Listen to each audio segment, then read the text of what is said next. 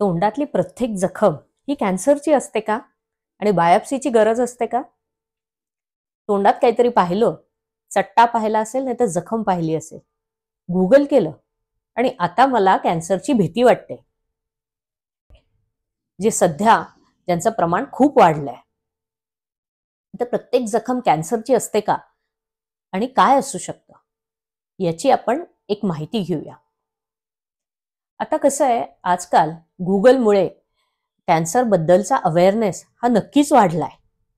पण बऱ्याचदा तोंडात जखम झाली, ती बरेच दिवस भरली नाही, तर पेशंटच्या मनात एक भीती तयार होते, ज्याला आपण फोबिया म्हणतो. आणि कॅन्सर फोबिया म्हणजे कॅन्सर विषयी वाटणारं अवास्तव भय. तर पेशंट माझ्याकडे हल्ली बरेच पेशंट हे घाबरून येतात. ते म्हणतात माझ्या तोंडात चट्टा आहे किंवा मी तंबाखू खाल्ली आहे, किंवा काहींनी तंबाखू खाल्लेली सुद्धा नसते आणि ते म्हणतात मला तोंडात कॅन्सर असेल आपल्याला, अशी मला भीती वाटतेय. माझ्या मनात वारंवार विचार येत आहेत की काहीतरी भयानक होणार आहे आणि मला माझे घरचे दिसत आहेत. तर असं पेशंट्स मला नेहमी सांगतात आणि अशा पेशंटची मी तपासणी करते आणि जेव्हा काही नसेल तेव्हा मी समजावून सांगते की याच्यात घाबरण्यासारखं काही नाहीये. आता लक्षात घ्या, कॅन्सरची तपासणी करणं आणि त्याच्याबद्दल जागरूक राहणं हे अतिशय महत्वाचं आहे आणि नक्कीच ही खूप चांगली गोष्ट आहे. पण त्याच्या पलीकडे जाऊन काही रुग्णांना असं सांगून सुद्धा की तुमच्या तोंडात कॅन्सर नाहीये आणि तुम्हाला कुठल्याही तपासणीची गरज नाही, तरी सुद्धा या रुग्णांना कॅन्सरची भीती वाटत असते. वारंवार डोक्यात कॅन्सरचे विचार येतात, भयानक भयानक विचार येतात आणि हे ते रुग्ण विचार थांबवू शकत नाही. आणि बऱ्याचदा याचा साईड इफेक्ट असा होतो की पेशंटची आतून धारणा झालेली असते की आपल्याला कॅन्सर झालेलाच आहे आणि त्याच्यामुळे मग ते तंबाखू सोडत नाही की आता जर कॅन्सर मला झालाच आहे तर तंबाखू सोडून काय फायदा. आणि या भीतीपायी पेशंट अजून अजून तंबाखूचं सेवन करतात. किंवा बरेचसे पेशंट मी असं पाहते, जर आपण या सगळ्याच्या कारणांचा विचार केला की असं का होत असेल, तर फक्त तंबाखूपेक्षाही असे बरेच पेशंट्स असतात ज्यांना अंडरलाईन डिप्रेशन किंवा नैराश्य किंवा ओसीडी किंवा ऑब्सेसिव्ह कंपल्सिव्ह डिसऑर्डर मध्ये ज्याच्यामध्ये एकच विचार वारंवार येतो, मग तो कॅन्सरचा असेल. इनफॅक्ट काही पेशंट असे सुद्धा होते की ज्यांनी तोंड तपासून तपासून स्वतःच्या स्वतः तोंडात जखमा केल्यात. इतक्या वेळा ते तपासून पाहतात दिवसभरात की गालाला हात ओढून ओढून तिथे जखम झालेली असते.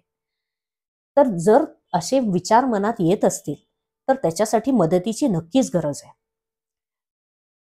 मला हे सांगावंसं वाटेल की कधीही तुम्ही पाहता तेव्हा गुगलवर किंवा सोशल मीडियावर कुठल्याही आजाराचं निदान करू नका. हे खूप भयंकर आहे. प्रत्येक जखम तोंडातली ही काय कॅन्सर नसते. खरं तर फार कमी जखमा या कॅन्सर असतात. जास्तीत जास्त तोंडाच्या जखमा या नॉन कॅन्सरच्या असतात. तेव्हा स्वतःचं स्वतः निदान करणं, अशी काहीतरी मनाची भावना करून घेणं आणि डॉक्टरकडे जाणं टाळणं हे तुम्ही करू नका. असं काही तोंडात असेल तर त्वरित मुखरोग निदान तज्ञाकडे जा. हा कशाची जखम आहे त्याचा तपास करा आणि डोक्यातली शंका काढून टाका.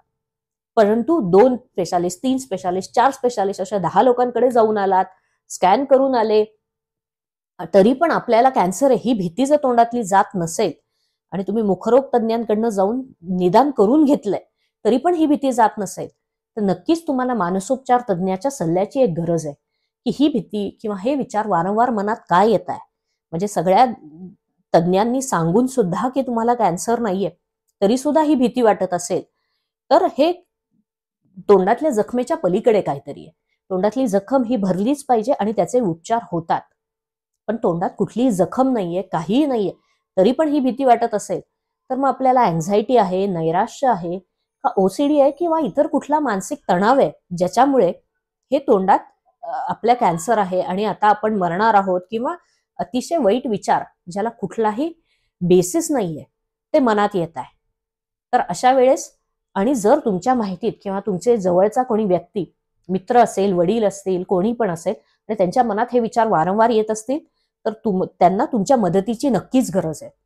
तर असे रुग्ण हौस म्हणून तंबाखू खात नाही, तर तंबाखू हे व्यसन असतंच, पण त्याच्याबरोबर त्यांना नैराश्य किंवा दुसरा कुठला मानसिक आजार असतो आणि अशांना तुमच्या आधाराची नक्कीच गरज आहे.